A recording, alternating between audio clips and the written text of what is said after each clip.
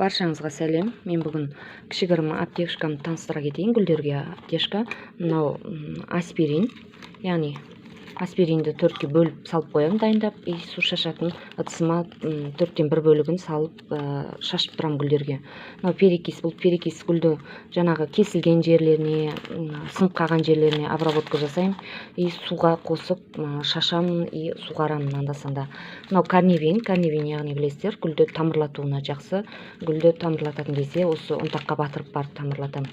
Ал мынау тайфун деген бұл шіркейге арналған, яғни гүлдерді топырағына шашамын, жапырақтарына шашамын шіркейден. Мынау ұрықтар өзім көктемде егемін деп отырмын. Мынау жаңағы органический удобрение, бұл да жаңа шіркейден қорғайды, және керекті витаминдер бар, жаңа ұрықты қолданғанда алдын ала обработка жасап алғанға да жақсы. Ал мына агриколаның витаминін гүлдерге біреуін жасыл жапырақтыға арналған 10 литрға езіп, жасыл жапырақтыларға арналған 10 литрға езіп құямын, ал гүлдейтін гүлдерге мынаусын езіп құямын 10 литрға.